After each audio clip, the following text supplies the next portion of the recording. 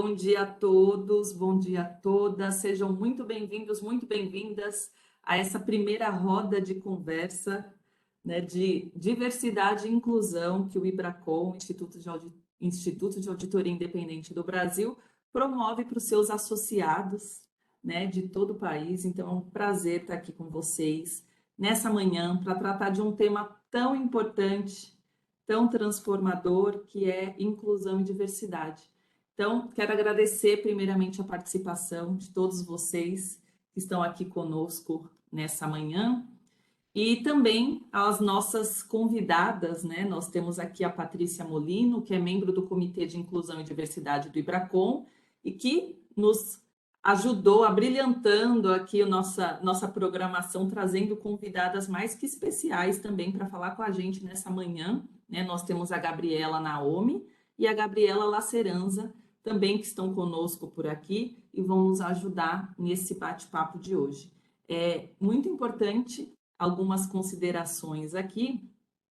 Essa é uma jornada que o IBRACON tem abraçado, né, de inclusão e diversidade, que está inteiramente alinhada às bandeiras da auditoria independente que o IBRACON lançou no marco dos seus 50 anos, no ano passado, que é a bandeira de fortalecimento da cultura de diversidade e inclusão.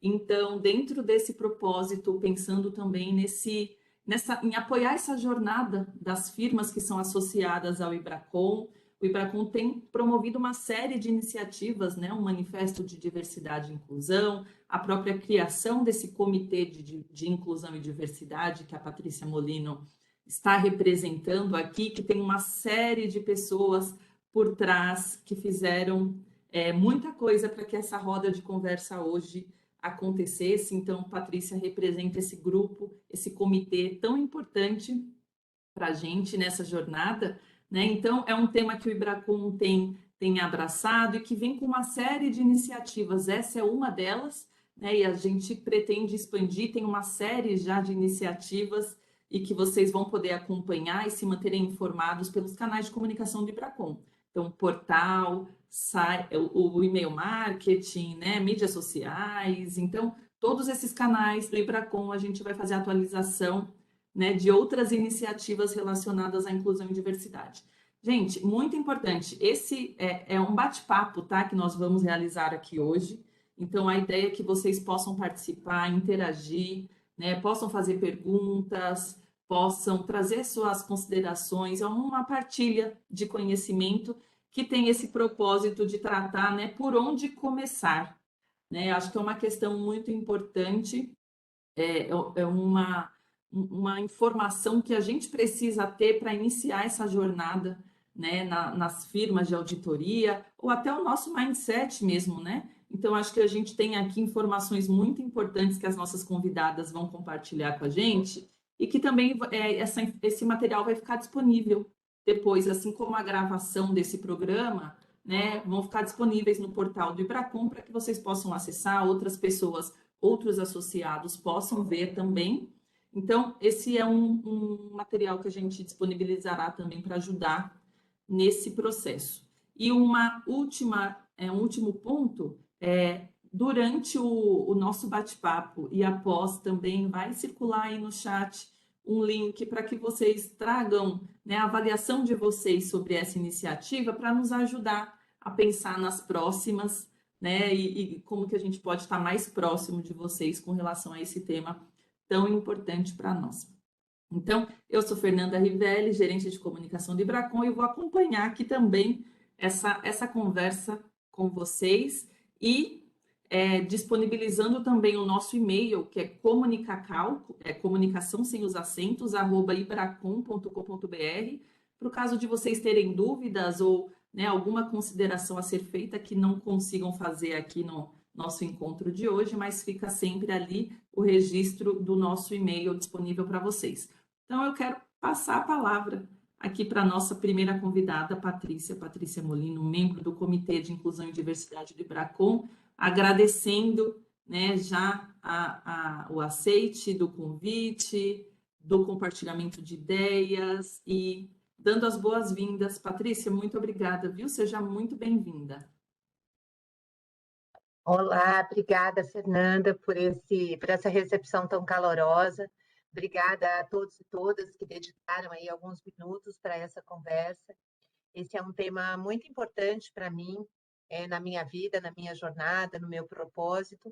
Então, eu estou muito feliz de estar aqui, conversando com vocês sobre isso. Eu queria criar um ambiente de troca. Uma das coisas que me deixou muito feliz foi saber que esse é um grupo pequeno, que a gente vai conversar aqui, num grupo de não tantas pessoas. Então, eu queria encorajá-los, a quem puder, a abrir a câmera, se quiser interromper, se quiser fazer pergunta. Eu acho que a gente consegue ter uma troca muito, muito bacana, se a gente tiver esse desejo. Então, eu e as minhas duas convidadas, duas Gabrielas, que vão se apresentar um pouquinho mais para frente. Eu vou começar aqui a nossa apresentação, mas queria dizer que a gente trouxe aqui um material e está totalmente aberto, para interromper a qualquer momento e a gente conversar sobre as dúvidas. A razão dessa conversa existir são vocês. Então, a gente está aqui para endereçar e para direcionar para onde vocês desejarem. Eu sou uma mulher branca, de olhos claros, de cabelo castanho claro, na altura do peito, mais ou menos, e atrás de mim tem uma tela esfumaçada, e essa autodescrição, aí dentro do melhor conceito de inclusão e diversidade, ela vem com a função de que, se a gente tiver alguma pessoa com deficiência visual, alguma pessoa que não pode ver a tela, ela tem acesso, ou possa imaginar como é que é a imagem que a gente está fazendo. E esse é um dos princípios que a gente vai usando quando a gente fala de inclusão, que é estar atento para que todas as pessoas, para que todos, todas e todos possam participar aí dos diversos momentos e das diversas possibilidades. Eu vou dividir com vocês uma apresentação, mas a ideia é que ela não sirva para nos afastar, ela sirva só para nos guiar. O pessoal do Ibracon me disse que vocês normalmente acham bastante bacana, né, a gente ter uma apresentação. Deixa eu ver se eu consigo colocar a apresentação, sharing my screen. Eu preciso tirar isso, não preciso tirar isso, preciso conseguir. Por favor, me confirmem se vocês estão vendo a minha tela. Sim, Então, a perfeito. ideia é que a gente possa conversar sobre... Desculpem. Sobre por onde começar em inclusão, diversidade e equidade, por onde que a gente pode partir. A gente vai falar um pouquinho sobre inclusão e diversidade, depois a gente vai falar dos principais pilares, né, aí dentro dessa onda de por onde começar, e depois a gente vai falar um pouquinho de passos práticos, né, dos primeiros passos, né, para a gente ter essa orientação do por onde começar. Vão estar com vocês aqui hoje eu, né, Patrícia Molino, a Gabriela, Naomi e a Gabriela Lacerança, e eu vou deixar que elas se apresentem quando elas entrarem para fazer a apresentação, quando elas entrarem na nossa conversa. Falando um pouquinho de inclusão, diversidade e equidade, eu queria lembrar vocês, ou talvez provocá-los a pensar, que a gente vive aí uma época de muita transformação. Tem um mercado de talento que está se transformando, as pessoas têm várias gerações, a gente tem mais diversidade, a gente tem pessoas trabalhando full-time, part-time por projeto, a gente tem uma mão de obra muito mais ágil, a gente hoje vive em tempo real, interação social, novas tecnologias, uma mistura total entre vida pessoal e vida profissional. Então, hoje a gente já não consegue separar essas esferas da vida das pessoas. E isso faz com que o local de trabalho também precise se adaptar. Então, a gente passa a falar muito mais de propósito e alinhar o propósito organizacional com o propósito das pessoas.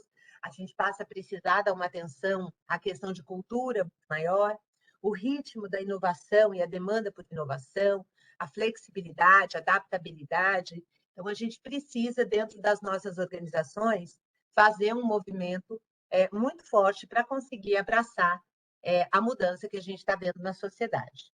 E é dentro desse contexto que as empresas começam a falar de diversidade e inclusão, começam a levar esses temas para as suas pautas, para essa conversa.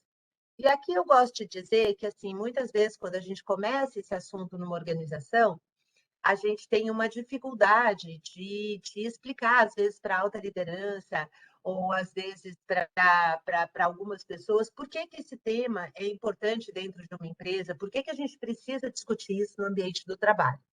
E aí eu gosto sempre de lembrar aqui o nosso business case, então, se a gente precisar fazer uma defesa, se a empresa ainda não estiver comprada com o tema, eu gosto de estruturar o benefício que esse tema traz em 5 dimensões organizacionais. Depois tem as dimensões de cada indivíduo e o que, que a gente ganha nessa jornada. Mas dentro da empresa, eu acho que o primeiro ganho, e o mais talvez bacana, é a questão do bem-estar das pessoas. Então, quando as pessoas se sentem incluídas, quando elas se sentem aceitas, quando elas podem ser quem elas são, quando elas podem falar da vida que elas têm, quando elas não têm medo, eventualmente, de sofrer retaliação, ou de não ser aceita por alguma característica, por alguma preferência, algum comportamento, a gente tem um engajamento muito maior. A gente tem pessoas que se sentem mais felizes, mais comprometidas, o clima fica melhor, as pessoas adoecem menos, se sentem mais seguras. E isso é o que hoje a gente ouve muito falar nas universidades americanas como um clima de segurança psicológica. Então, se eu estou seguro psicologicamente, se eu me sinto aceito, se eu me sinto incluído, eu posso dar o meu melhor de mim e eu não preciso reservar uma parte da minha energia, seja para me esconder, seja para me proteger, porque eu tenho medo de ser atacado. Então, essa questão do ambiente, ela vai trazer uma produtividade, ela vai trazer uma riqueza muito importante para as organizações. E quando as pessoas se sentem bem, se sentem incluídas, se sentem valorizadas, se sentem contribuindo, é muito menos provável que elas deixem a organização. E aí a gente vai ter um reflexo sobre atração, sobre retenção, sobre custos de desligamento, de recrutamento, de marca empregadora, de onboarding, de treinamento. Tudo isso vai melhorar e a gente vai ter aí menos dificuldade. Hoje a gente tem aí uma guerra de talentos de novo instalada, essa grande, né, a grande evasão das pessoas saindo das empresas. Então aqui a gente também vai ter um segundo ganho, que é um ganho de custo, de ter pessoas que estão treinadas, que estão engajadas, que estão comprometidas, que estão dando o seu melhor. A terceira dimensão é uma dimensão de inovação. Então, a gente sabe que pessoas diferentes, né, a gente tem várias pesquisas que mostram isso, que pessoas diferentes, num ambiente construtivo e colaborativo, então não adianta botar um monte de gente diferente, trancar numa sala e deixar que eles lutem. A gente precisa criar um ambiente cooperativo, precisa criar um ambiente inclusivo, mas nesse ambiente, pessoas diferentes têm um potencial de gerar ideias diferentes, de trazer uma contribuição diferenciada muito maior do que pessoas com a mesma formação, com a mesma história de vida, com as mesmas características, com as mesmas habilidades.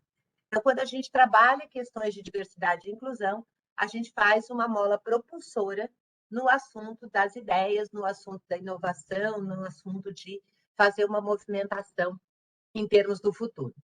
O mercado, então, a gente sabe que os clientes esperam isso das organizações.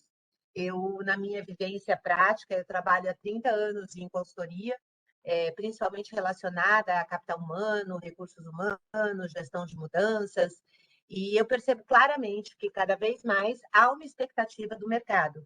O mercado pergunta se ele vê uma equipe só de homens, onde estão as mulheres, se ele vê uma equipe só de branco, onde estão as pessoas negras. O mercado começa a ter essa mesma valorização e cobra do seu prestador de serviços que tem esse alinhamento. E, por fim, uma questão de reputação, uma questão de marca. Nenhuma das nossas empresas a gente quer que esteja associada a qualquer escândalo, a qualquer situação complicada. E o único jeito de todas as pessoas que trabalham com a gente saber o que é esperado delas, qual é a conduta que a gente espera, é que a gente comunique. E comunique de maneira intensa, comunique não só com palavras, mas também com atitudes.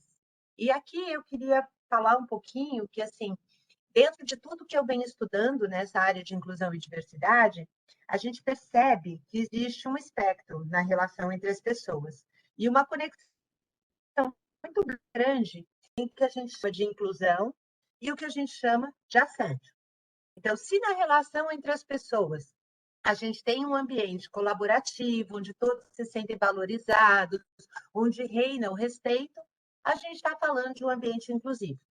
Se a gente tem um ambiente onde as piadas, as brincadeiras, os comentários maldosos, as insistências, elas são aceitas, a gente começa a viver um ambiente que abre lugar para condutas de assédio. Então, e as condutas de assédio, a gente sabe que elas vão ferir muito diretamente a nossa marca e muitas vezes também trazer outros prejuízos financeiros de multas e indenizações que a gente não deseja. Então, investir em inclusão, de alguma maneira também, é fortalecer o nosso compliance, é trabalhar nesse lugar da gente proteger a nossa organização, proteger as nossas empresas e, eventualmente, os nossos clientes e toda a cadeia de valor, de estar envolvida nessas situações que a gente não deseja. Também para a gente começar esse trabalho, né? Estamos aqui para falar por onde começar, é importante a gente saber o que é cada coisa. Então, eu trouxe aqui para vocês uma definição. Diversidade é sobre cada um de nós. Então, cada uma das pessoas que está aqui tem uma história única, tem características únicas, e isso vai fazer com que cada um de nós seja diverso.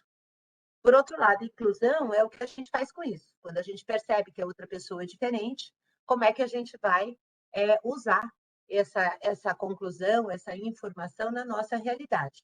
Então, a inclusão vai ser sobre uma forma da gente fazer todos participarem, todos se sentirem respeitados, todos se sentirem abraçados dentro das diferenças que a gente vê.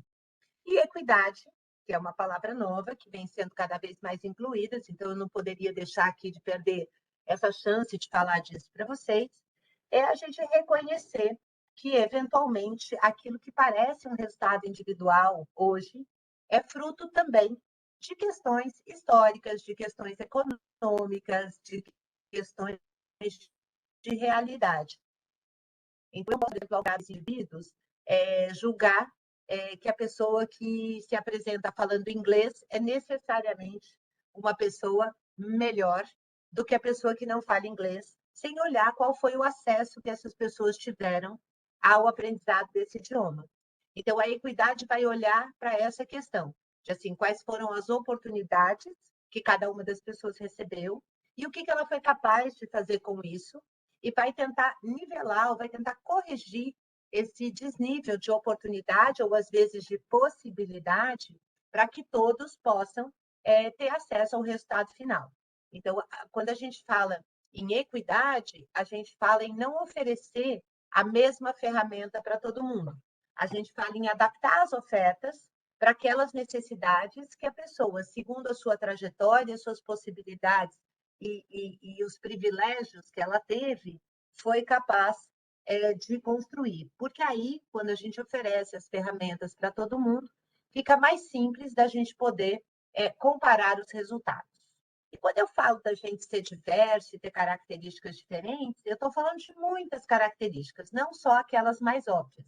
Então, eu estou falando, por exemplo, de você ter uma habilidade física ou você deixar de ter uma habilidade física, de você ter uma neurodiversidade, né? Ter uma situação diferente, estou falando do seu gênero, estou falando da sua idade, estou falando de orientação sexual, estou falando de identidade de gênero, de nacionalidade, da sua raça, da sua etnia, da cor da sua pele, mas eu também estou falando de religião, estou falando de hábito pessoal, por exemplo, ser vegetariano, acordar cedo, fazer esporte, essas coisas vão impactar a maneira como você vê o mundo e como o mundo te trata, e os seus pontos de vista sobre várias coisas.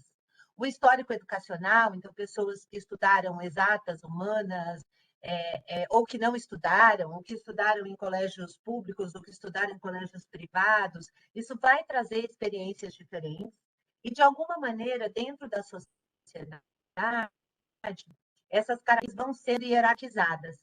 E elas são hierarquizadas segundo a norma ou a visão de um determinado grupo. Então, por exemplo, quando a gente fala em status parental, quer dizer, se aquela pessoa tem ou não filhos, a gente vai perceber que quando a gente fala de um homem no mercado corporativo, essa é uma característica que adiciona valor. Em geral, as pessoas acham que os homens que já são pais, eles são mais responsáveis, eles são mais comprometidos. Por outro lado, quando a gente olha para isso em gênero e fala das mulheres que são mães, essa característica vai trazer uma desvalorização. A mulher que é mãe, normalmente, vai lidar com um viés inconsciente, e a gente vai ter uma outra sessão sobre viéses inconscientes em breve, então já aproveito aqui para fazer uma propaganda de uma próxima ação do comitê. As pessoas vão achar que uma mulher, porque ela é mãe, ela vai se dedicar menos ao trabalho, ela vai ter menos flexibilidade. Então, olhando aqui para essa mandala, a gente vai perceber que cada uma das pessoas vai ter uma combinação única de gênero, idade, orientação sexual, nacionalidade, acento, característica física, uma pessoa muito bonita, muito alta, muito baixa. Isso tudo vai influenciar a forma como a pessoa é tratada, a forma como ela vê o mundo, as decisões que ela toma. E quando eu comecei a trabalhar, 30 e tantos anos atrás, fazer um trabalho profissional era você fazer um trabalho sem que ninguém percebesse quem era o você que estava atrás do trabalho. Então, um trabalho profissional era aquele que era feito independente da pessoa que executava. Ele era profissional porque ele não era pessoal. Então, ele não tinha atributos pessoais. E com a evolução da tecnologia, com a transformação, eu cada vez mais percebo que esse trabalho, que é o trabalho que seria isento, né, de componente humano, ele hoje já não é mais feito por pessoas. Ele vai sendo automatizado, ele vai sendo levado para fora do espectro, ou pelo menos desvalorizado. E hoje o que a gente valoriza é exatamente o trabalho onde a pessoa se apresenta, como ser criativo, como ser empático, como pessoa que tem imaginação. Então, hoje, quando a gente fala de um trabalho, a gente fala de um trabalho que é muito pessoal, que cada pessoa põe sua marca, que cada pessoa se mostra e influencia esse resultado. O trabalho feito por Maria é diferente do trabalho feito por José, ainda que seja o mesmo trabalho. Então, a gente passa a ter que levar em conta e dar espaço para essa história das pessoas. Então, inclusão e diversidade vai falar disso, de quando eu vejo o outro diferente, como é que eu lido com ele, como é que eu faço com que ele se sinta bem, com que ele se sinta incluído. E isso vai acontecer em todos os lugares da organização, e não só dentro de uma sala de comitê, e não só no manifesto, e não só dentro de uma carta. Isso precisa estar no cafezinho, isso precisa estar dentro do elevador, isso precisa estar no uso do banheiro, isso precisa acontecer na avaliação de performance, na decisão de promoção. Então, essas questões da gente olhar para a diferença e valorizar, elas precisam aparecer o tempo todo dentro das relações.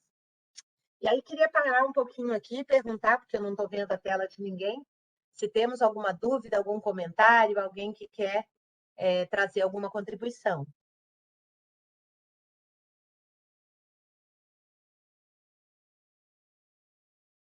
Patrícia, lembrando aqui que no chat nós não tivemos nenhum comentário, mas também aqui a ideia é uma roda de conversa, né? Então estão todos aqui aptos, né, a ter esse lugar de voz também, fazer perguntas. Então esse é um espaço aberto também, sintam-se todos à vontade.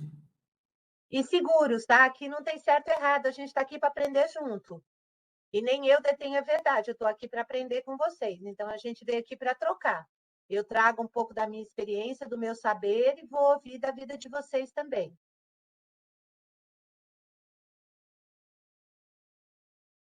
Vou seguir mais um pouquinho, mas vou pedir para o pessoal ir esquentando as perguntas, hein? A gente tem um tempo importante reservado para trocar com vocês, que pode acontecer durante ou no final, mas essa vai ser a melhor parte e a mais importante. Então, preparem aí as dúvidas, as questões, para a gente poder trocar. Bom, eu queria fazer uma provocação ainda de por que isso importa e para a gente olhar um pouco essa questão das diferenças, pensando no Brasil. Eu sou apaixonada pelo nosso país, eu sou uma brasileira fanática, e eu gosto de pensar que a gente tem aqui nesse Brasil, né, outros brasileiros como eu, todas as pessoas que habitam esse país, e que a gente tende a pensar que existe, né, uma maioria e uma minoria. Então, a gente fala de mulheres, de negros, de vários grupos minorizados. E que lembrar que esse conceito de minoria, ele é um conceito que está relacionado ao acesso ao poder, e não à quantidade. Então, eu queria mostrar para vocês um pouquinho como é que o mundo hoje funciona, em termos de como ele é desenhado, ou como ele está pensado, ou para quem que ele atende. Então, se a gente supor aqui que dentro dessa bandeira, né, que cada pixel representa uma quantidade de habitantes, e lembrar que esses habitantes podem ser os nossos clientes, eles podem ser os nossos talentos, eles são as pessoas com quem a gente interage. Quando eu lembro que a gente tem no Brasil 50% de mulheres, e que as mulheres não estão representadas de maneira significativa nos cargos de liderança. Então, hoje, as mulheres não representam nem 20% dos cargos C-level, elas também não representam nem 15% dos cargos eleitos, elas não são nem 10% dos CEOs. Então, a gente vai perceber que metade da população fica fora desse acesso, né, desses lugares de poder, aonde a gente poderia constituir ou falar em maioria. E, na sequência, a gente pode pensar, por exemplo, a mesma coisa em relação aos negros. O Brasil hoje tem 56% de negros, né, compostos aí pelos grupos de pretos e pardos, e essas pessoas efetivamente estão muito subrepresentadas no emprego formal, então eles são a maior parte da população carcerária, é a maior parte do trabalho informal, mas dentro dos cargos eletivos, dentro da liderança das empresas, dentro dos cargos de representação, eles ocupam um lugar muito pequeno, ainda menor que o das mulheres, então eles estão absolutamente subrepresentados. E aí, rapidamente, a gente descobre que a gente vai falar de uma maioria que é menos de 25%, que é o que sobra aí de homens brancos. Mas esses homens brancos, a gente também tem uma questão de etarismo. Então, 11% tem mais de 60 anos, 22% tem mais de 14, e pluft, a gente perdeu 33% dessas pessoas que também não estão nesse conceito aí que a gente fala de maioria. Na sequência, a gente pode tirar ao redor de 14, 15% de pessoas LGBTIA+, então, mais um grupo que não faz parte do poder, e outros 14, 15% de pessoas com deficiência. E aí a gente vai perceber que se esse Brasil forem todas as pessoas, né, se essa bandeira, se essa tela, sobrou um pedacinho bem pequeno, que é isso que a gente chama de maioria, de homens brancos, heterossexuais, sem deficiência, entre 15 e 59 anos. E mesmo desse grupo, né, a nossa imagem de pessoa de poder é alguém que fez curso superior. E desse grupo, só 21% fez curso superior. Então, a gente tem uma visão de que esse é o pedacinho do Brasil que toma decisões, que define como as coisas devem ser, que escreve, publica as nossas leis, que rege as nossas empresas. E é exatamente por isso que a gente entende que não é sustentável, que a gente precisa ter um ambiente onde o restante da população, onde o restante das necessidades dos interesses, eventualmente tenham ouvido, tenham espaço, possam estar representados. E é por essa questão que inclusão e diversidade se torna tão urgente. E é um desafio, porque não é alguma coisa que a gente consegue resolver em uma semana, em 10 dias, na hora. É uma jornada. Quanto mais a gente vai caminhando, mais a gente descobre que falta caminhar. Quanto mais a gente aprende, parece que mais falta aprender. E aí, para a gente falar aqui de por onde começar, eu trouxe para vocês as minhas dicas. São 4. A primeira é que a gente só consegue começar um trabalho de diversidade e inclusão bacana se a gente conseguir consolidar um apoio e um suporte forte da liderança. Então, a minha dica é, enquanto a gente não convencer as pessoas que lideram de que isso é necessário, de que isso é importante, essa é a tarefa a fazer. E aí, se vocês precisarem de ajuda, eu me coloco desde já à disposição. Então, se precisarem que a gente converse com a liderança da companhia, se quiserem, eu faço parte, eu sou voluntária junto ao ONU Mulheres, então, se precisarem que a gente faça alguma interferência, com muita alegria, com muito prazer, mas essa é a tarefa número 1. Se a liderança não estiver comprada, a gente começa a criar os grupos, fazer os trabalhos, e lá na frente a gente é surpreendido ao perceber que a liderança não concorda, ou não apoia, ou eventualmente desfaz ou desdiz aquilo que está sendo construído, e essa maneira é muito ruim, o impacto é muito negativo. A segunda coisa super importante, depois que a liderança já entendeu, é que a gente coloque isso na estratégia do negócio. Então, não adianta achar que é uma tarefa de RH contratar mais pessoas negras ou achar pessoas com deficiência para cumprir a cota, porque dessa maneira o trabalho fica árduo e quase insano. A gente precisa que a estratégia da companhia entenda que isso é relevante e que isso vai ajudar a manutenção e a prosperidade do negócio. Então, a segunda tarefa é olhar para o nosso negócio, é olhar para o nosso propósito, é olhar para a nossa missão, para os nossos valores e perceber o quanto inclusão e diversidade já estão lá. Na minha militância, eu sempre encontro, tá? Em tudo que já está publicado nas companhias, em todos os documentos delas, já tem. Mas, às vezes, as pessoas não pensaram. Então, quando eu vou lá no meu cliente, ele fala, eu quero ser a empresa de tal coisa, para todos. Aí eu pergunto, quem são todos? Eu quero ser a empresa que faz isso para a família. Eu falo, qual é a família? É só papai, mamãe e 2 filhinhos ou outras famílias também estão aqui? Então, quando a gente começa a olhar os documentos, as propostas, os propósitos, sempre faz parte, mas as pessoas não estão conscientes. Depois que a gente fez isso, terceiro passo, iniciativa focada em pessoa. Não adianta a gente ficar só falando. A gente fala, as pessoas têm uma sensação de que a gente não está fazendo de verdade, que não tem credibilidade, que o resultado não acontece. Então, a gente precisa ter iniciativas que sejam focadas em pessoas e que tragam resultado prático na vida delas. E a gente precisa medir. Então, tem que colocar métrica robusta para a gente olhar e ver se está avançando. A gente sabe que tudo que a gente mede a gente toma conta e faz por acontecer. Então, essas são as minhas 4 dicas de ouro para quem está começando. Primeiro passo, suporte da liderança. Segundo passo, link com a estratégia. Iniciativas reais que tragam resultado, que impactem a vida das pessoas. E um sistema de mensuração bacana. A postura do líder vai pedir coragem, vai pedir inteligência cultural, flexibilidade para lidar com as pessoas diferentes, precisa ter comprometimento, precisa ter curiosidade, né? Essa abertura para ouvir o outro, para saber de verdade o que ele pensa, o que ele busca. Precisa estar atento para saber que, mesmo que eu acho que eu sou uma pessoa legal e que eu não discrimino ninguém, eu vivo numa sociedade que tem vieses e eu vou fazer parte desses vieses. Aqui, de novo, spoiler, essa próxima sessão é super importante, não percam. E criar um ambiente colaborativo. As pessoas vão aprender muito mais quando a gente cria histórias genuínas, a gente mostra o porquê, a gente explica o que está acontecendo e tem accountability. E aqui vem, eu acho que principalmente a questão da gestão das consequências. Então, se a gente quer que as pessoas percebam inclusão, quando elas se sentem discriminadas, elas precisam ver uma reação, elas precisam ver uma ação, elas precisam ver uma gestão de consequência. Pensando aí na jornada, né, a gente começa em algum lugar dessa curva, cada uma das nossas empresas vai estar num momento de maturidade diferente, e a gente trouxe aqui a proposta para vocês de 5 momentos, então um momento básico, onde inclusão até aparece na agenda, mas a gente não tem plano, não tem objetivo, não sabe muito bem aqui o que a gente pretende com isso. Então, a gente já notou que esse assunto existe, mas ainda não começou. Um nível de consciente, então, eu já sei que isso é importante, eu já sei que isso vai trazer um benefício para os negócios, que isso é legal, mas ainda não comecei, né? Já sei que eu preciso fazer, mas ainda não fiz.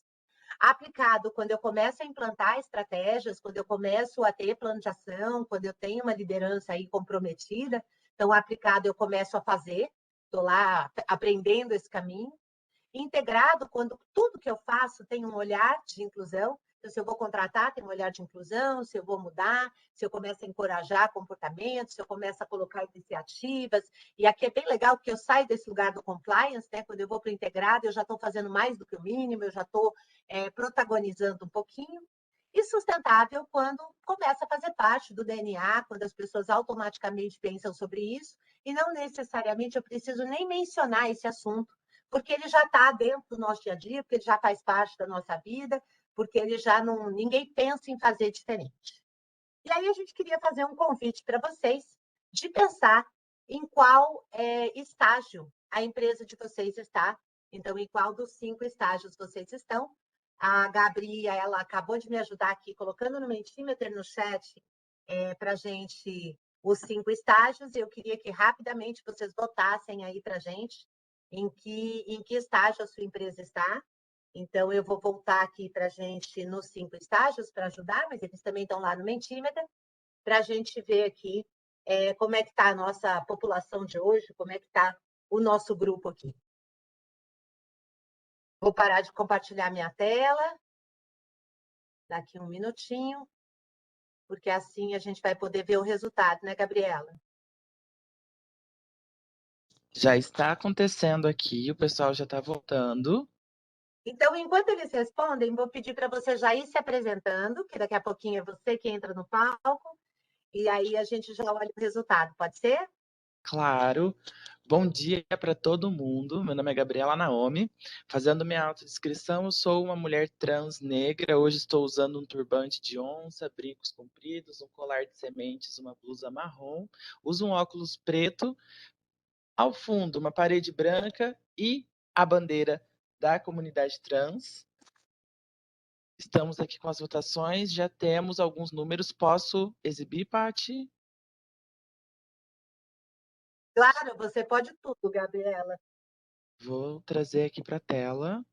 Me informem se já estiverem vendo. Olha que legal, temos empresas em todos os estágios e temos aqui uma concentração no nível básico consciente, eu acho que junta aqui 5 empresas, que é o total que tem para o outro lado também das 10 respostas que a gente teve. Eu estou muito feliz de estar aqui fazendo essa conversa. E aí a nossa segunda pergunta, né, Gabriela? Acho que está junto no Mentimeter ou tem que dar um refresh? Vou colocar aqui no link, vou colocar aqui no chat, perdão, o segundo link. Então, agora vamos responder um segundo link, aonde eu gostaria que a empresa estivesse. Aonde que, nesse momento, eu gostaria que a minha empresa estivesse, o que, que eu acredito que é o lugar bom para a minha empresa estar. Só um momento que eu estou gerando o segundo link, tá? Perfeito. Tá verificando.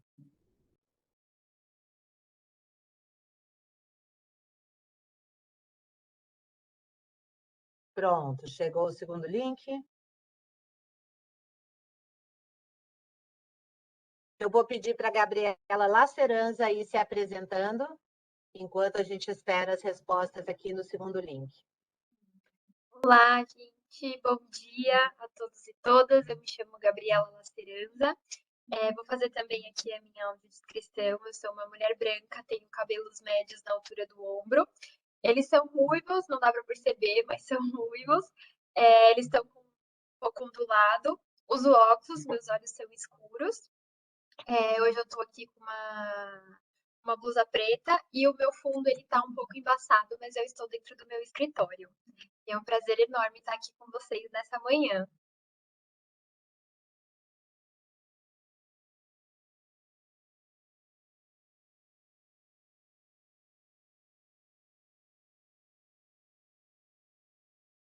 Já conseguimos, Gabi, as respostas para a segunda pergunta? Deu um erro aqui no link, só um momento.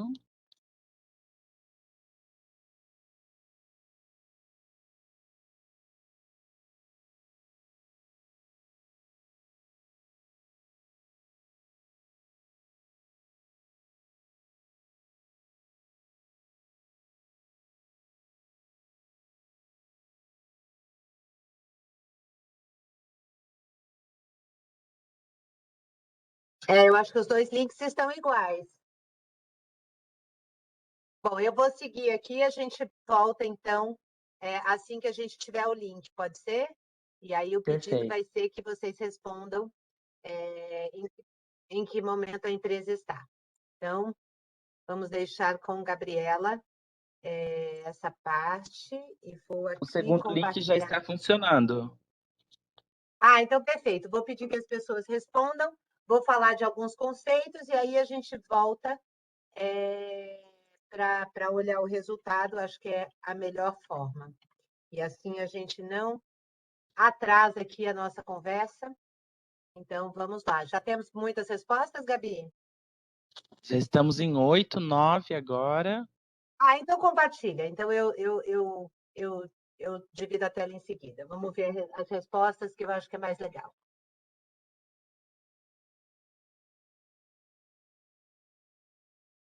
Temos 12. Todo mundo quer ir para o sustentável.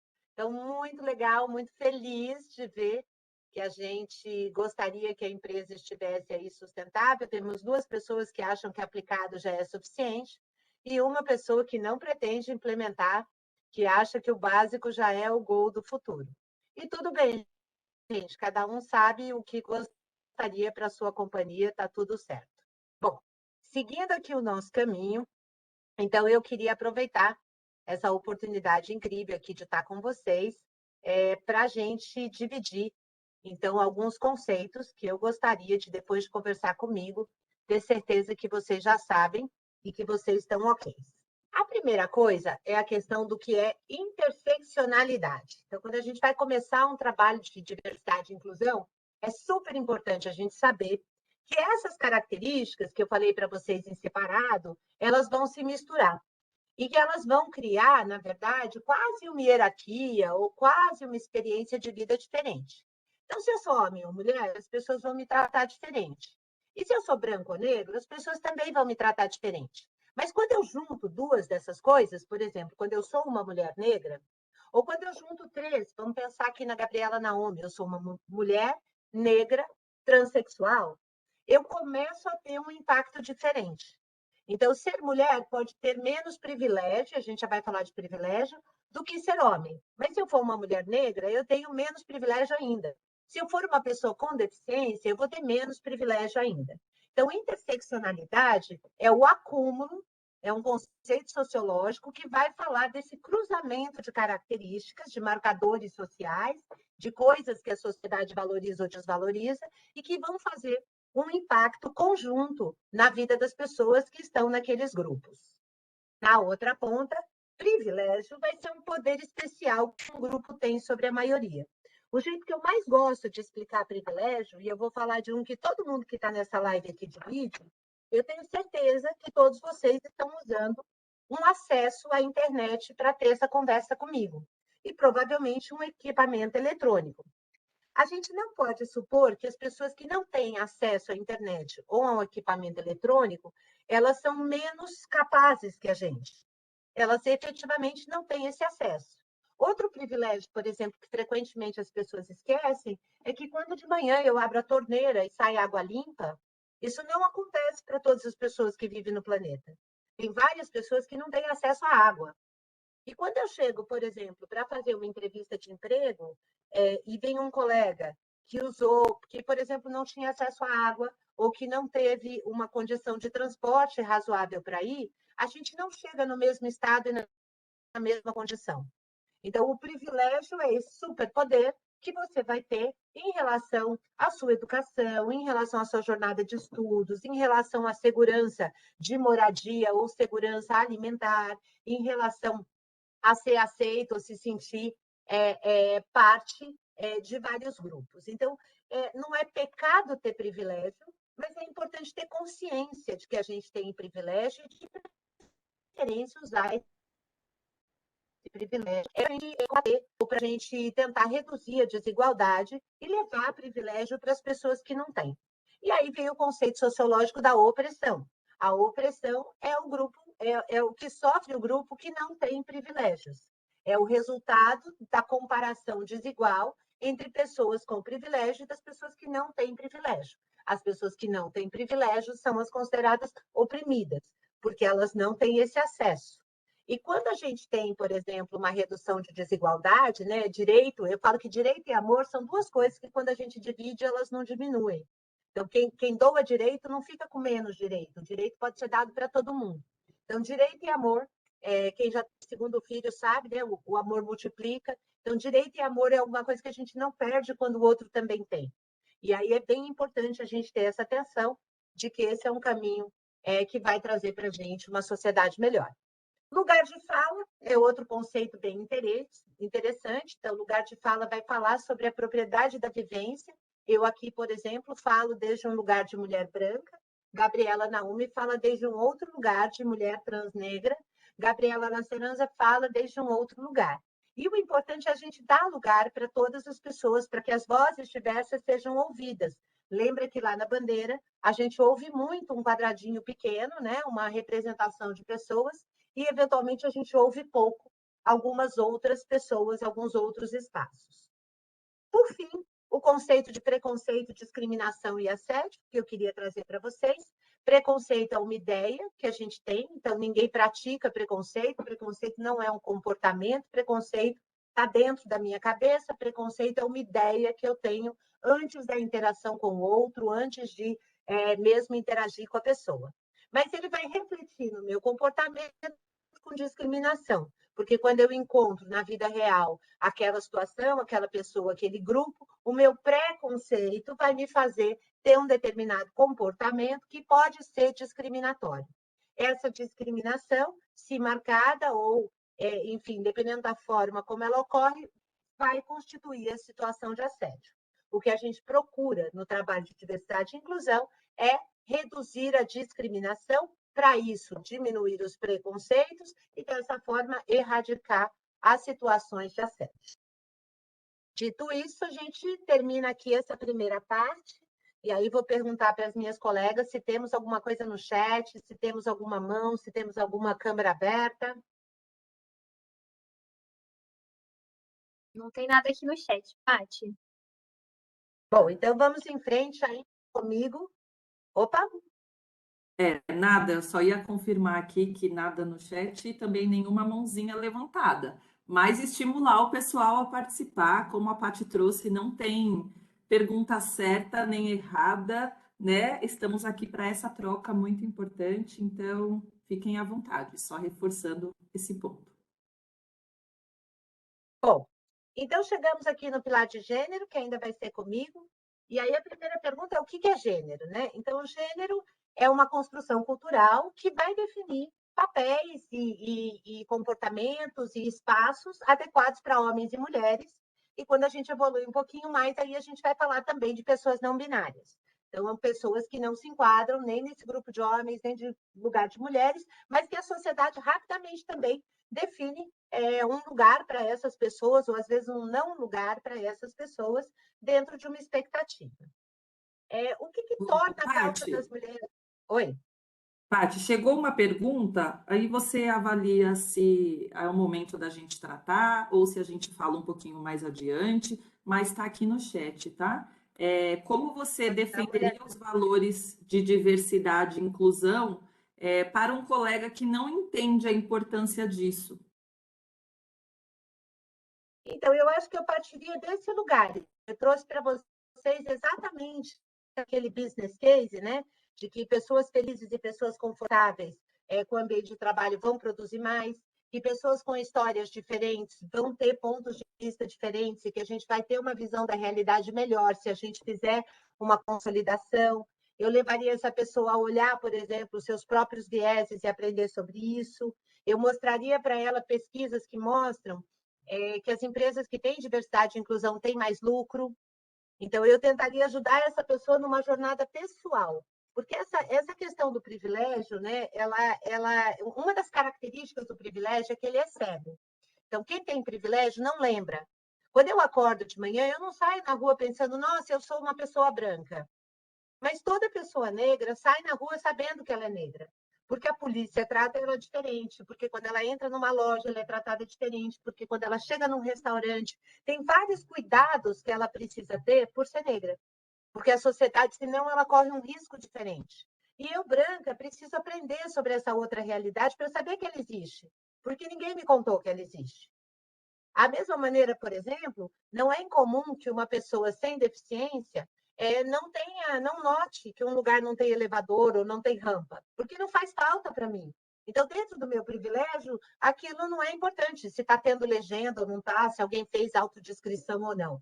Mas para a pessoa que tem essa deficiência, aquilo é muito importante. Então, eu acho que esse espaço de tentar lembrar o outro, muitas vezes essa discussão vai passar por um lugar da meritocracia, né? O que é mérito pessoal e o que é fruto da condição ou da sorte de ter nascido numa determinada classe social, com uma determinada cor, aparência ou acesso. Então, acho que eu trabalharia um pouco deste lugar, desse letramento. Mas é bem importante saber que o privilégio é cego. Quem tem privilégio não enxerga a falta de privilégio. Então, seguindo aqui um pouquinho, daqui a pouco a gente volta para mais perguntas. Uma das questões principais do processo de inclusão da mulher é o trabalho do cuidado não remunerado. E o que é cuidado não remunerado? Cuidado não remunerado é a situação onde uma mulher que limpa a casa não tem remuneração. Poderia ter, quando ela trabalha, por exemplo, como faxineira, como diarista, como empregada doméstica, esse trabalho limpar a casa é remunerado. Quando ela trabalha como babá, quando ela trabalha como cuidadora. Mas quando ela limpa a casa dela, ou quando ela cuida do filho dela, ou quando ela cuida dos pais doentes, esse trabalho não é remunerado. E no mundo, esse trabalho é 10% feito no médico. Isso é bem que a gente está atento. A forma como a gente distribui e a necessidade da gente reequilibrar dentro do gênero esse tipo de tarefa. As síndromes que vão levar as mulheres aí a terem inseguranças ou acharem que elas precisam cumprir múltiplos papéis, a questão da maternidade, do controle sobre o corpo e a questão da constante ameaça da violência. Tudo isso vai fazer com que a mulher viva uma opressão ou não tenha acesso a vários privilégios que os homens vão ter. Mas isso também vai trazer para os homens vários malefícios. Então, a gente sabe que os homens são os que mais se suicidam, eles são os maiores candidatos à depressão, porque desde o dia que eles nascem, eles precisam provar que são homens, eles precisam agir como homem, andar como homem, homem não chora, homem não leva desaforo para casa. E essa construção social vai fazer com que os homens não cuidem da própria saúde e, eventualmente, sejam os atores aí, né, dos casos de violência contra a mulher, que ainda continuam muito frequentes em todas as classes sociais. Então, é bastante importante que a gente consiga flexibilizar esses papéis, tanto para os homens e para as mulheres, porque efetivamente ele traz dano para ambos. Queria convidar a Gabi para falar um pouquinho para a gente sobre cor, raça e etnia. Gabi, vou parar aqui de compartilhar minha tela, vou deixar para você levar a sua. Perfeito.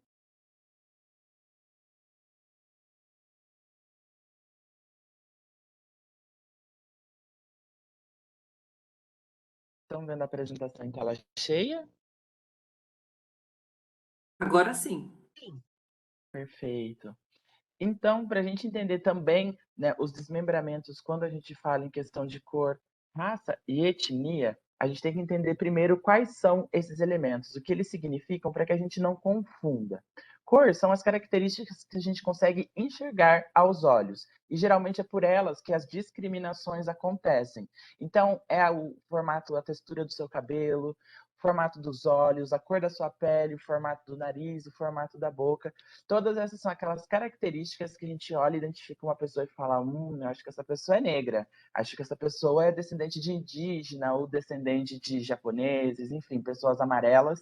Então, essas são as características que a gente enxerga.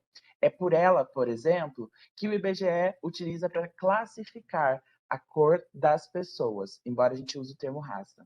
Raça se refere a características que a gente não vê. Elas são características genéticas, elas estiveram muito associadas com um período de discriminação sobre o que as pessoas passavam, então quem é da raça pura e quem não é dessa raça.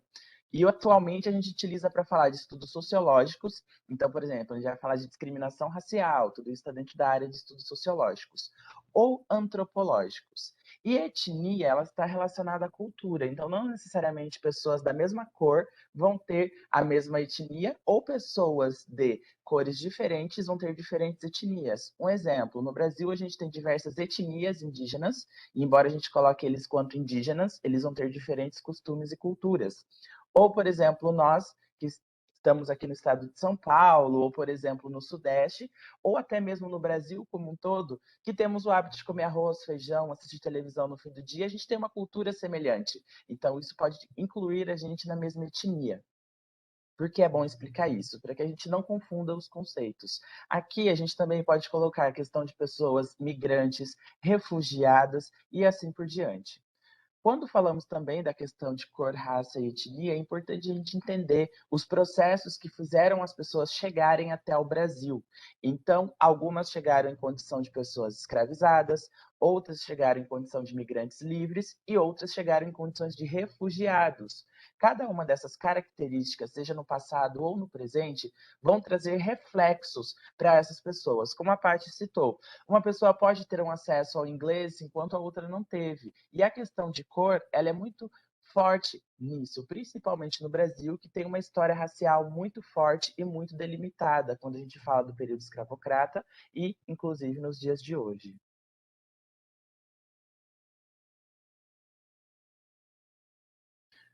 Isso se reflete também no mercado de trabalho. Quando a gente fala de pessoas desempregadas, pessoas que estão em idade para estar no mercado de trabalho, estão aptas ao trabalho, né, melhor dizendo, 17% dessas pessoas estão desempregadas, elas são negras.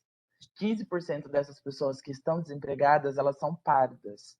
E apenas 10% são brancas. Então, por mais que às vezes a gente fale, não, eu acho que cor não tem muito a ver, eu acho que aqui o Brasil é um país miscigenado, todo mundo é tratado de forma igual, como a Paty falou, né? A gente trabalha com o termo de equidade, e quando a gente coloca essa lupa sobre as nossas análises, a gente vê que a questão de cor ela é bem marcante, sim, principalmente quando a gente separa, né, a população de negros em pretos e pardos, e a gente sabe que pessoas autodeclaradas pretas são minoria, mas ainda assim elas são a maioria dentro dos desempregados. Então, esse é um foco que a gente tem que ter sobre a questão da cor. Quanto mais escura a sua pele, mais difícil é o seu acesso ao mercado de trabalho.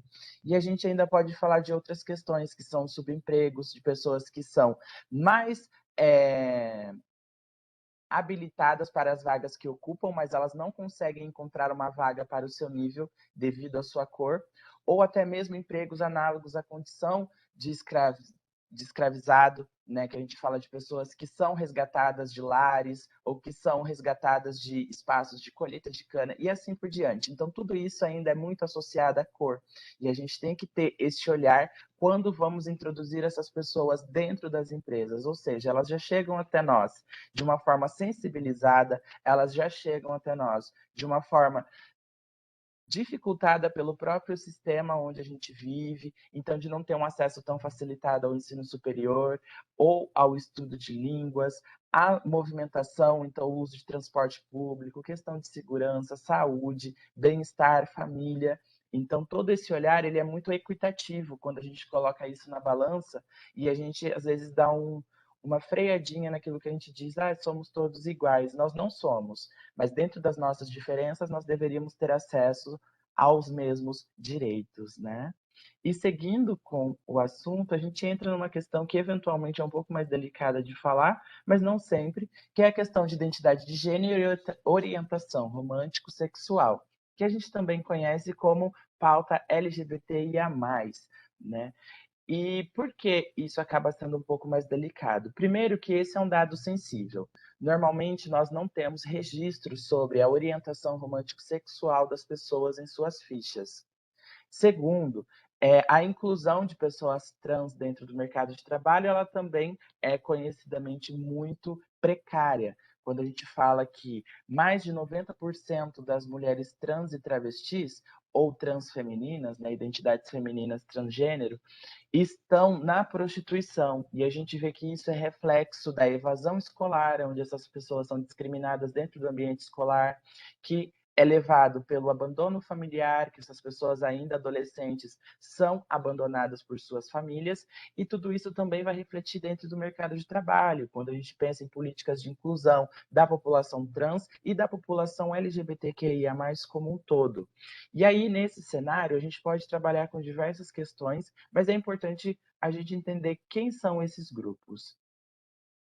Quando a gente fala de inclusão e diversidade, para questões de gênero e sexualidade, a gente tem que entender que todo mundo, inclusive as pessoas hétero, inclusive quem não é pessoa trans, que são as pessoas cis, elas estão inseridas dentro de gênero e sexualidade. Então, vocês podem ver aqui dentro dessa reguinha, né, que a gente coloca da orientação romântico-sexual, o hétero está junto, das identidades de gênero, a gente coloca mulher, homem, não binário, e dentro de mulher e homem, cis ou trans, além das expressões feminino, masculino. Então, tudo isso é importante da gente entender. E quando nos propomos a incluir essas pessoas, a prática da educação das pessoas sobre esses quesitos, ela é muito importante. Por quê? Embora as pessoas LGBTIA+, estejam na nossa sociedade há muito tempo, desde que o homem é homem, existem pessoas LGBTQIA+, porque é a forma que as pessoas se relacionam. Elas estabelecem as relações. E como elas existem desde sempre, elas sempre estiveram aqui, mas com as discriminações, elas acabaram ficando separadas, né, colocadas à margem, marginalizadas dos processos sociais.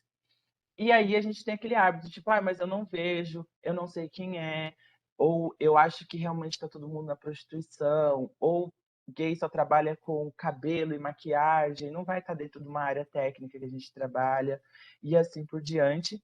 Mas nós temos que entender e ir quebrando essas barreiras. Esses preconceitos, eles podem se tornar discriminações. Então, quanto antes a gente investir, né, em ações para conscientização, melhor vai ser a inclusão desses grupos. E aí, dentro da comunidade LGBTQIA+, nós temos as identidades. Então, L são as lésbicas, G são gays, B são bissexuais, T são pessoas transgênero, então são travestis, mulheres e homens trans, pessoas não binárias e assim por diante.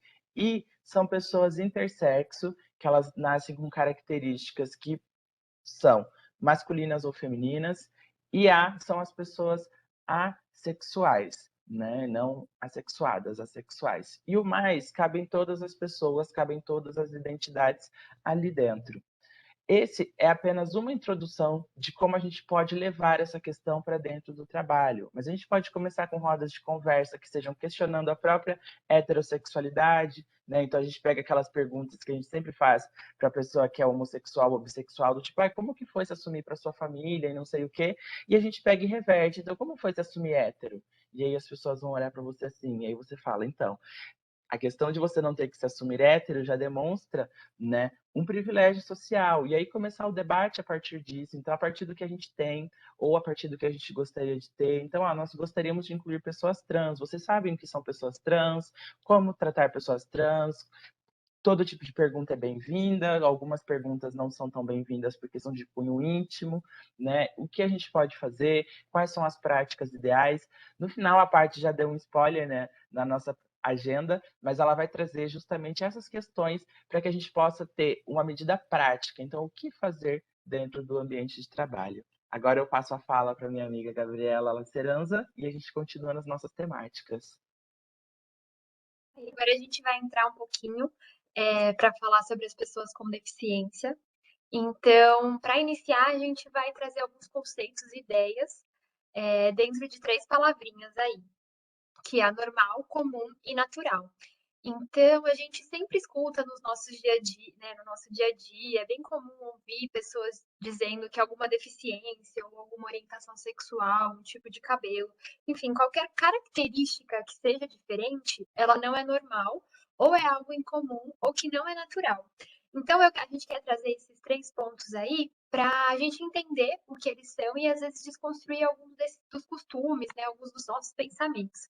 Então, o normal, ele é o que está na norma, né? Dentro das expectativas. Então, nos padrões sociais daquele momento histórico.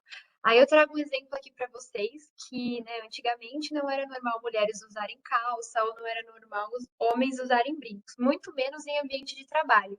E hoje, esses 2 comportamentos, eles são muito normais. Já o comum, a gente entende que é o mais visto, o mais frequente, podemos tomar como exemplos também olhos castanhos, cabelos pretos e cacheados, são comuns no Brasil, embora outras cores de cabelo, de cores de olhos, ou alguma característica diferente, não são tão comuns, mas que não a fazem errada ou fora do comum, né?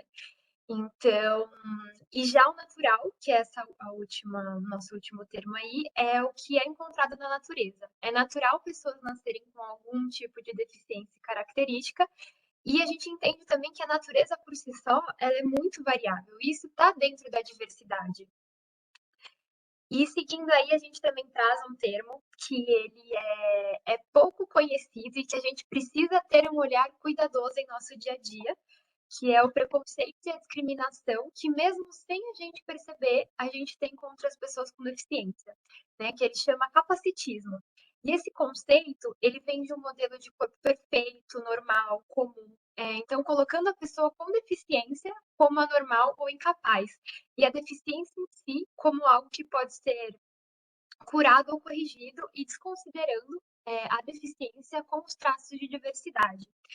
Para vocês terem, né, uma ideia, esse termo ele é tão desconhecido que ele aparece errado nos corretores ortográficos, né? Vem a sinalização falando que é uma palavra errada.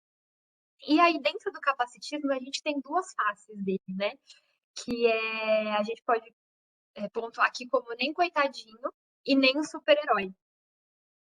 Que elas são duas faces distintas, mas igualmente prejudiciais. Então, na primeira, a gente consegue entender que a gente vê que a incapacidade, onde a pessoa com deficiência ela é infantilizada, ou às vezes não sendo ouvida, ou tratada como se não estivesse ali, sem autonomia para realizar qualquer atividade, rotulada como sempre precisasse de ajuda, sem ao menos a gente perguntar ou se ela realmente precisa de ajuda.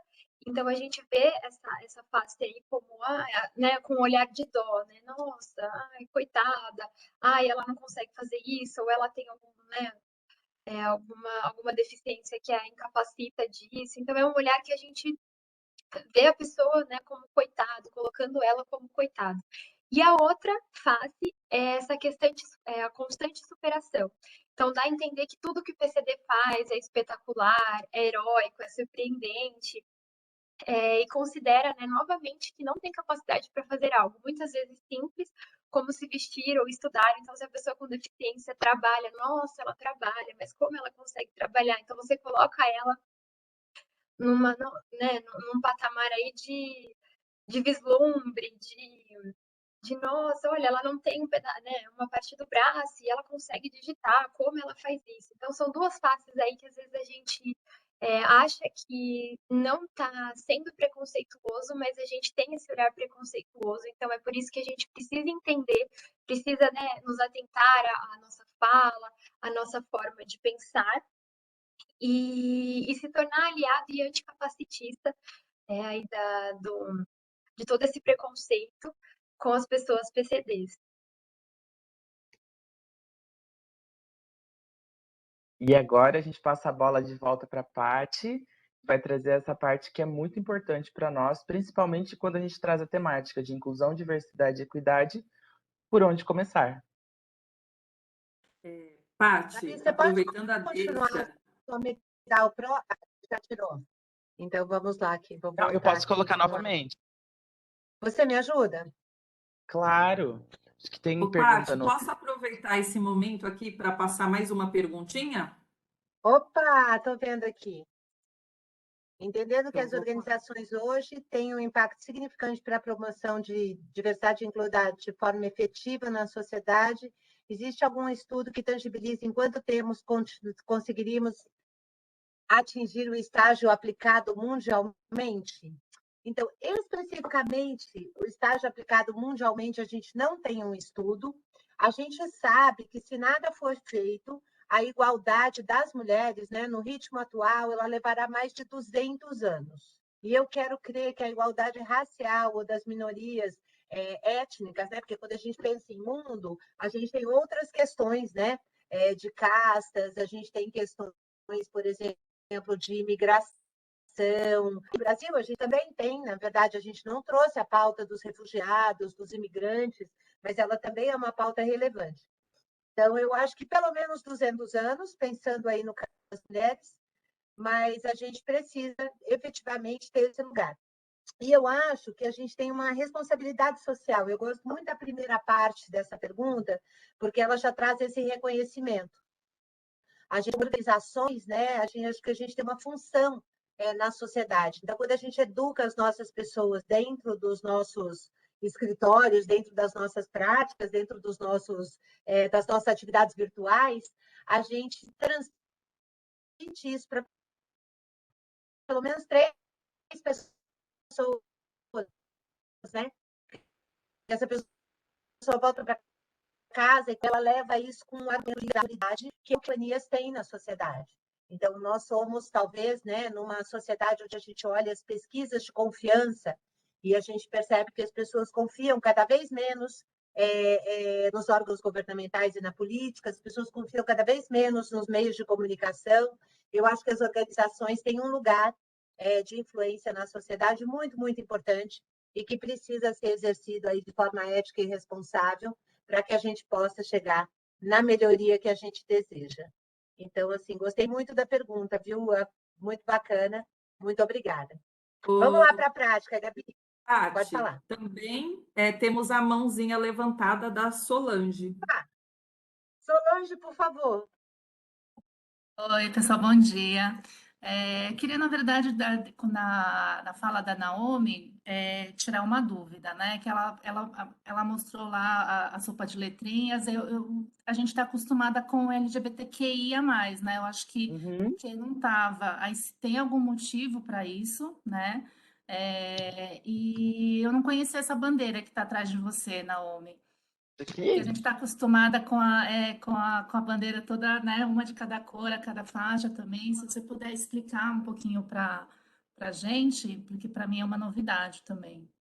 Perfeito, explica os dois conceitos. Recentemente na equipe a gente teve uma discussão, né, sobre o uso do LGBTQIA+, e aí a gente entende que o que dentro dos estudos de gênero e sexualidade, ele pode ser utilizado, então não é errado, do tipo, eu preparei um material, tem o que, não está errado, não está. A gente está até atualizando os nossos materiais, porque o queer, ele ao mesmo tempo que ele é uma identidade de gênero, então a pessoa pode se identificar quanto queer, ela também pode ser uma orientação romântica sexual, então tá ali dentro do B, né, que o bissexual, ele é um espectro, né, que são as pessoas que se atraem por outras sem pensar em gênero. E o queer também pode estar dentro, mas o queer, ele também pode ser uma forma de pensar, do ser, ele está muito atrelado ao Brasil, o que a gente fala o ser entre aspas, vou colocar aqui de uma forma mais o ser colorido, o ser, o que transpassa todas as identidades de gênero. E aí, às vezes, para a gente explicar isso, por exemplo, em uma conversa rápida,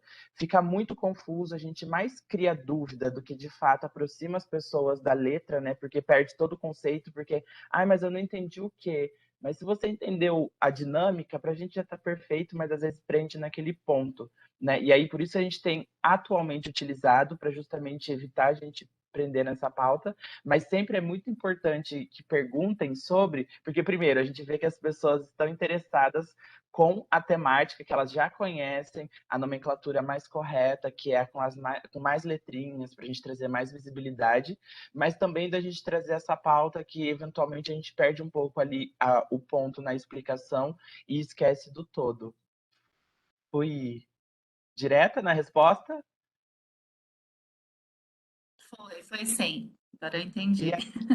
a bandeira trans, ela tem essa cor diferente porque ela traz justamente a transição, né, dos estereótipos que a gente fala, que o azul é do menino, o rosa é da menina, e aí você passa pela transição e, tipo, essas cores são só cores, sabe? Assim como as pessoas são pessoas e ser trans ou cis é só mais uma característica delas.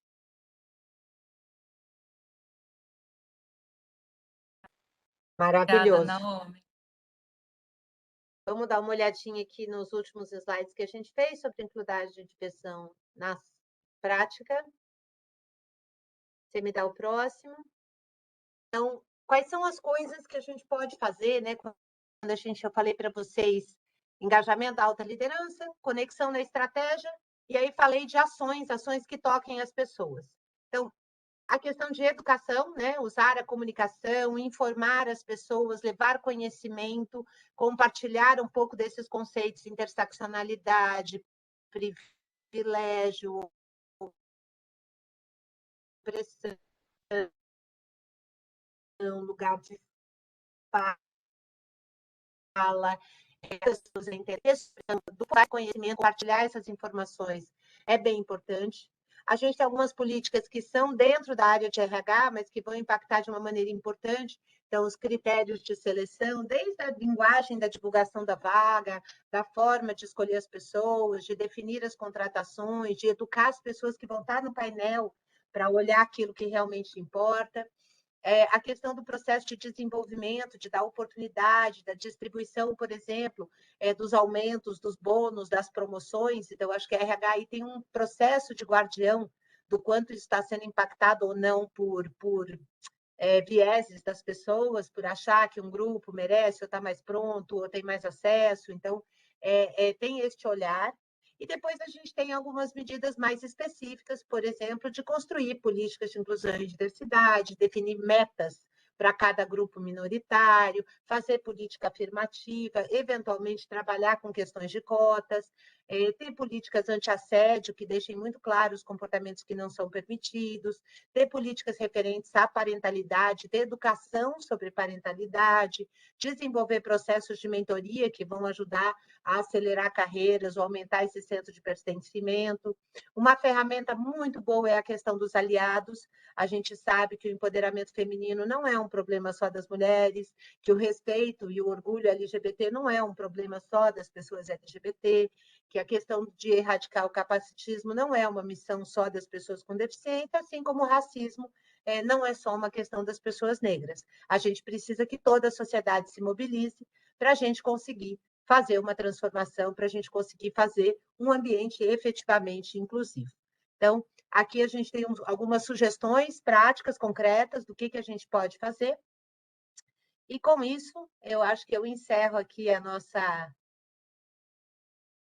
conversa, lembrando que a gente tem uma jornada. Então, quando eu falei para vocês de que é um problema de todo mundo, a gente, assim como tem uma jornada de maturidade das empresas, a gente tem uma jornada individual. Eu costumo falar que trabalhar com inclusão e diversidade é também se descobrir, né? Quem sou eu quando a criança negra vem na janela do carro no farol? Quem sou eu quando a pessoa trans entra no banheiro e de repente eu me sinto incomodada? Quem sou eu quando minha filha fala que vai fazer alguma coisa que meu filho faz, e quando meu filho faz não me incomoda, mas se for a minha filha, parece que está em desconforto, né? Como é que, de repente, eu estou lidando com as questões? E aí, essa jornada do aliado, né? Quem sou eu trabalhando como aliado? As pessoas vão perceber que algumas pautas da diversidade eles são mais próximas, pode ser religião, pode ser cor, pode ser raça, pode ser LGBT, outras são está tudo bem, todo mundo é assim. O importante está na jornada, o importante é tentar descobrir o que dentro de você fica mexido, por que te é desconfortável você. Então, normalmente, na jornada de ser uma pessoa inclusiva, de ser uma pessoa aliada, a gente vai frequentemente se enganar, errar, fazer comentário que não devia, mas se a gente estiver atento e aprender com cada um deles, a gente vai seguir aqui esse roteiro de sair do lugar de neutro, né? Não tenho nada a ver com isso, não é problema meu, eles que lutem, a chegar uma posição de ouvinte, de bom, ok, eu vou aprender aqui sobre esse assunto, eu vou entender que esse grupo tem uma experiência diferente da minha, mas, enfim, não vou me tomar atitudes. A gente fala de um nível de aprendiz, então eu começo a ter curiosidade, interesse, eu começo a buscar ativamente informação e vou tentar me posicionar, mas eu ainda não sei muito bem como fazer, e quando as pessoas eventualmente me olham feio porque eu fiz um comentário, eu pedi para alguém parar de fazer um comentário, eu ainda não sei muito bem como é que eu me posiciono, como é que eu faço isso sem ser agressivo, né? Como é que eu coloco o outro numa posição de repensar a conduta dele, até que eu chegue num lugar de apoiador. Então, quando eu vejo alguma coisa errada, eu vou me posicionar, eu vou dizer que eu não concordo, vou fazer isso de uma maneira educativa, eu não preciso ser agressivo, não preciso brigar com ninguém, mas eu não vou deixar uma conduta inadequada, um desrespeito em direção a ninguém, passar desapercebido, parecer normal e virar vocabulário da conduta das pessoas. E chegar no nível influenciador, que é abrir essa conversa antes que seja solicitado ou que alguma coisa aconteça. Então, ter uma posição proativa para abrir esse diálogo, para abrir essa conversa, para fomentar o alinhamento das pessoas e influenciar o entorno. Então, essa é a jornada da pessoa aliada e que a gente gostaria aqui de ver todos vocês engajados aí, construindo. Se vocês quiserem conversar com a gente via mídia social, se quiserem seguir a gente no LinkedIn, então, aqui os códigos. Enfim, uma delícia se tiverem comentários ou perguntas. Eu já vi que já tem no chat um link também para avaliar aqui se vocês gostaram desse bate-papo, se vocês curtiram esse momento com a gente. Mas eu agradeço aqui em meu nome e abro para as Gabrielas fazerem suas considerações finais. Um prazer fazer parte do ICOM engajado aqui nessa luta.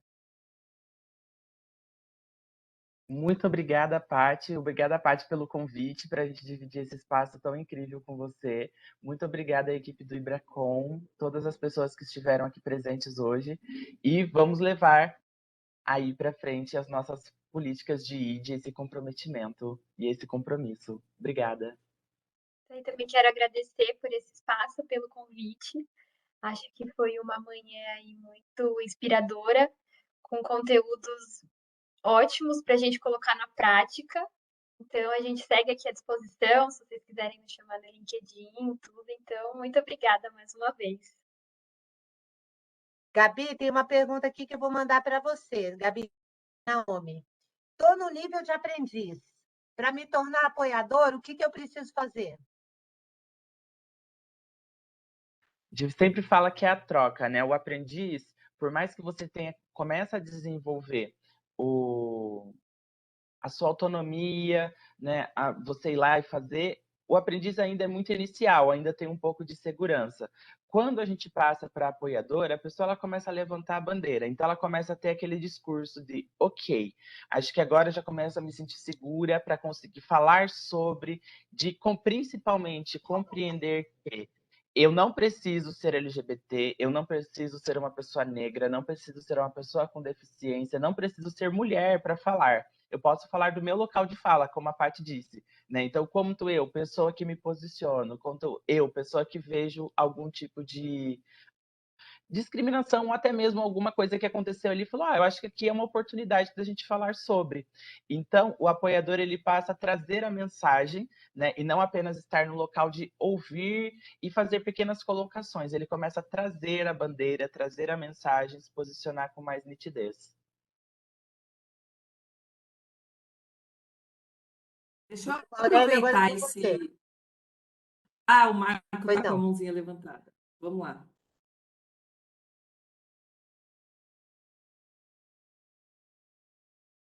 Eu Marco, só nos queria ouve?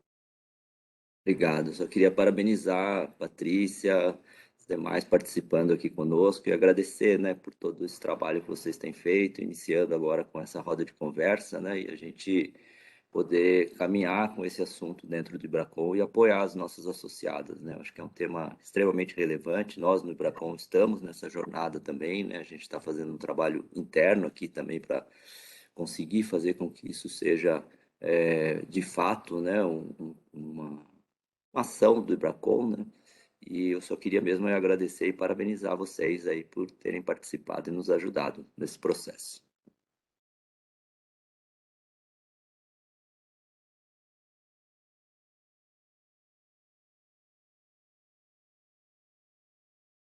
Paty, nos ouve? Ouço sim. Agora é você, Fernanda. Deixa eu aproveitar para fazer uma pergunta também, né? Nesse lugar de aprendiz e essa necessidade de ter informações confiáveis para a gente, para nos apoiar, né, nessa jornada, tem algum, não sei, né, algum livro, algo que tenha tocado vocês ou alguma dica? Porque a gente tem muita coisa na internet, mas às vezes também tem um livro bacana para quem quer se iniciar ali, quer entender um pouco mais, quer ter um pouco mais de contexto. Tem alguma recomendação, algo que vocês poderiam compartilhar com a gente? Olha, para falar de gênero, eu vou recomendar um filme para o final de semana, que é Eu Não Sou um Homem Fácil. Ele é um filme divertido, sugiro assistir Anotando. com os Vou colocar aqui adolescentes no da casa. chat. Eu Não Sou um Homem Fácil. E para as outras pautas, vou pedir para a Naomi compartilhar com a gente. E livro sobre gênero, eu recomendo o Lean In, que é o Faça Acontecer, da Sheryl Sandberg. Ele não é novinho, mas ele é uma bíblia, ele é um excelente começo. Naomi, continue com Djamila e tudo que a gente tem direito. Não te Você ouvimos, está no mudo. Gabi. Estava mutada, perdão. Como a Paty falou, a Djamila tem uma série de livros, eles são bem piquiticos, né? São pequenos manuais, um pequeno manual antirracista, o local de fala e assim por diante, que são ótimas introduções à leitura sobre questões raciais, principalmente voltadas aqui para o Brasil. A gente tem, para quem quer fazer uma leitura um pouco mais descontraída, mas ainda assim com um fundo de estudos raciais, a gente tem Carolina Maria de Jesus, né? A gente tem um livro dela premiado, O Quartinho de Despejos, que é sensacional. Para estudos de sexualidade, gênero, no geral, é vai muito do seu gosto, né? E aí a gente pode fazer também questões que são mais de, como a parte deu uma indicação de filme, né? A gente tem séries excelentes para a gente ver, a gente tem documentários. Paris is Burning, ele é um documentário que ele passa uma cena sobre um ambiente cultural, mas o plano de fundo são relações raciais e relações de pessoas transgênero, pessoas queer, inclusive, né, da gente ver a letra Q em ação, que são pessoas queer. É muito legal, a gente vê um conceito de gueto também, que é muito legal de ser visto. E para leituras PCD, Gabi, você tem alguma recomendação, algum filme, série? Então, gente, não, por enquanto não. O que acontece? Eu tô entrando nesse universo faz pouco tempo, a minha deficiência ela veio agora na fase adulta. Então tem sido uma jornada de descoberta aí para mim. Então, na próxima, se tiver um próximo convite, terei aí uma indicação. Ah, perfeita. Pra gente tá todo mundo tendo uma jornada, a gente vai se Mas descobrindo olha, eu ao tô longo do achando que o caminho, né? Luiz tem, porque ele Eu levantou a tenho. mão. Eu sou do time também aqui da KPMG, trabalho com a Gabi, com as duas Gabis e com a Paty. Para a parte de pessoas com deficiência, eu gosto muito de Atypical, da Netflix, que é uma série muito interessante, que fala um pouco sobre a deficiência do personagem, que é autista, e também sobre a parte racial. Eu queria muito trazer o Emicida. O Emicida, ele tem uma fala muito boa e tem um contexto, ele traz também no álbum dele um contexto muito do que é ser uma pessoa preta e nos tempos atuais, também fala um pouco sobre a felicidade da pessoa preta. E ele fez um documentário para a Netflix incrível, que é Tudo para Ontem, o nome do documentário, que aí dá um contexto muito legal de questão racial no Brasil, e ele envolve isso também muito com a música e como se desenvolveu, como se desenvolveram as relações junto com a música também, porque a música é um ponto da comunidade que antes era vista como uma coisa ruim, uma coisa, o samba principalmente, né? O samba Uhum. era visto como uma coisa ruim, uma coisa marginalizada, e hoje é visto com muito apreço. E aí ele vai explicando todas essas relações que acontecem no Brasil. Acho que é muito interessante também. Essas são as minhas indicações. Incrível. Ana, tá com a Oi, mãozinha tudo bem, levantada? gente? Quero parabenizar, foi excelente a roda e eu tenho um filme também que eu gostaria de indicar chamado Preciosa, que é um filme que traz uma crítica muito importante, né? Fala de uma moça negra que ela enfrenta diversos preconceitos, então também é uma dica aí de filme. Perfeito. Bacana. Obrigada, gente. É, estamos nos encaminhando aqui para o final, né, da nossa primeira roda de conversa. Então, um momento muito importante para nós, acho que um passo, mais um, né, na nossa jornada.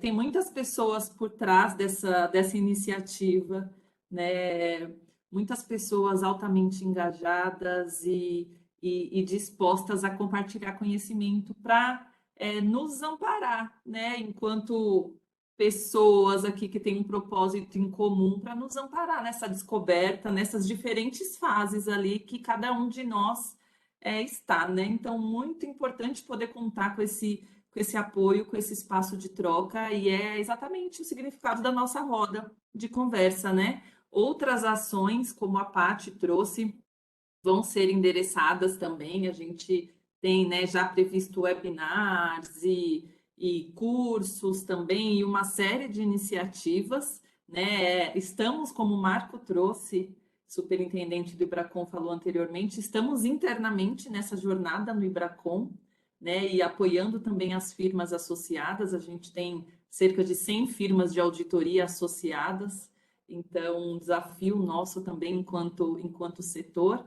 E agradecer a participação de todos que ficaram conosco aqui, das nossas convidadas.